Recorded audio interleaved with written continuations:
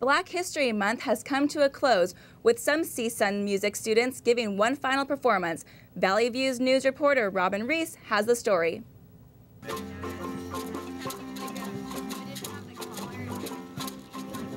A class in traditional music of the United States took marimbas, a classical African instrument, up to the top of a hill next to Manzanita Hall. As students walked out of their classes, they were able to hear the music, which echoed throughout the campus. Professor of World Music at CSUN, Rick Alviso, wanted his students to learn about the influence that African slaves had on music. And we were learning about African music, which is an important element and an important ingredient in American music as a result of the influence of African slaves on our traditional, our popular music as well. So we were doing, the ensemble we were doing today is a Zimbabwean marimba ensemble. And there's 4 different sizes of marimbas, sopranos, tenors, baritones, and basses, along with drums. And each marimba has its own pattern. And we were learning a traditional song that's hundreds of years old. Students in between classes gathered around to watch the outdoor performance and even joined in with the musical experience. One song that was played was the popular tune called Skokiana. The song was chosen because it shows how African music influenced the rest of the world. The song was first released in South Africa and was quickly covered by artists in the United States, like Louis Armstrong. The concert only lasted about an hour, and now all the students are back inside Nordhoff Hall. But if you want to learn more about the class in world music, please go to csun.edu. In Northridge, Robin Reese, Valley View News. It's time for entertainment. Here's Spencer with the latest.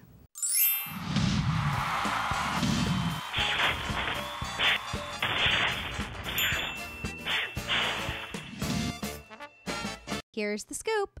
The new king of late-night TV, Jimmy "Funny Boy" Fallon, debuted on NBC last Monday. He replaces Conan O'Brien, who will replace Jay Leno, who moves to the 10 p.m. slot.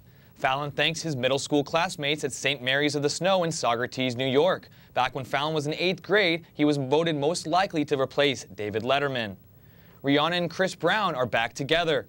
The couple is reportedly spending time together at one of Sean Diddy Combs' houses on Miami Beach's Star Island. The troubled couple is reunited almost 3 weeks after Brown allegedly battered Rihanna last month. The district attorney has yet to determine which charges, if any, will be prosecuted. Illusionists Siegfried and Roy have also reunited. The legendary duo performed for the first and last time when the same tiger that attacked Roy nearly 5 years ago, nearly ending his life. Roy noticeably stayed clear when 600-pound Manticore was let out of his cage. The show at the Bellagio marks the last time Siegfried and Roy plan on performing together. If you seek Amy, you might be able to find her in New Orleans. Britney Spears and her hit song kicked off the circus tour last week. The concert is expected to feature the singer's sexy dance moves, circus rings, and magic tricks. Many believe that this concert will make or break Britney's comeback. Britney will also be in Los Angeles in April. People are speculating who will be in the cast of Twilight's new sequel, New Moon. Twilight actor Billy Burke says he would love to have the talented Dakota Fanning join the cast. The 42-year-old actor plays the father to Kristen Stewart's character Bella in the movie. Shooting for the sequel will begin next month. Not enough teen turnout at the box office this weekend, so the Jonas Brothers movie was not able to take the #1 slot. Instead, Tyler Perry's Medea Goes to Jail held the #1 slot with $16.5 million. The Jonas Brothers' The 3D Concert Experience took second with $13 million. Coming in third was Slumdog Millionaire with $12 million. The Oscar favorite made the most money for a post-Oscars release since Titanic. That's the scoop. Back to you, Erica. Secretary of State Hillary Clinton toured the Middle East and Europe last week. Clinton called for a Middle East peace agreement during the international conference in Egypt. Clinton said the U.S. will send more than $900 million in aid to Palestine. The package includes $300 million in humanitarian aid to Gaza, the other $600 million in budget and development aid to the Palestinian Authority. Clinton later toured Israel and the West Bank. The president of Guinea-Bissau was assassinated last Monday. 69-year-old João Bernardo Vieira was killed when rocket explosions and gunfire erupted outside the palace. Looting was later reported in the presidential palace. The chief of the country's military was killed in a bomb explosion in his office the day before. The assassins remain at large. Indian election officials have announced that the world's largest democracy will be holding its next national elections over 4 weeks starting next month. The announcement comes as the country's leading national parties are scrambling to join forces with a host of regional and caste-based parties under the shadow of a deepening economic slowdown. India has been ruled by coalition governments for over a decade, which makes the country's national parties increasingly reliant on smaller factions. More than 700 million voters will be eligible to elect the next legislature in 5 phases between mid-April to mid-May. A new government will have to be formed by June, when the current Congress Party coalition government's 5-year term comes to an end. Up next, celebrities come together on the court. And CSUN's volleyball team goes head-to-head with Pepperdine. We have the results after the break. Lead poisoning in children has dropped 84% in the last 20 years. Only 1.4% of young children had elevated lead levels in 2004 compared to 9% in 1988. In the past, lead was heavily found in house paint, soil, and water. Children in poor neighborhoods are at a greater risk because they tend to live in older housing and industrial areas. Lead can cause permanent problems with learning, memory, and behavior. The government began enforcing a reduction or removal of lead in the commonly used products in the 1970s. Antibiotic-resistant staph infections in children are climbing.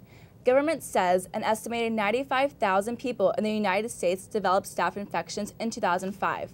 The greatest increase was among those under 18. This particular infection is resistant to most common antibiotics. Doctors are forced to use stronger antibiotics as last resort. Flu deaths among the young leave unanswered questions even for doctors. The majority of flu deaths occur in the elderly and people with pre-existing medical conditions. But healthy kids are also dying.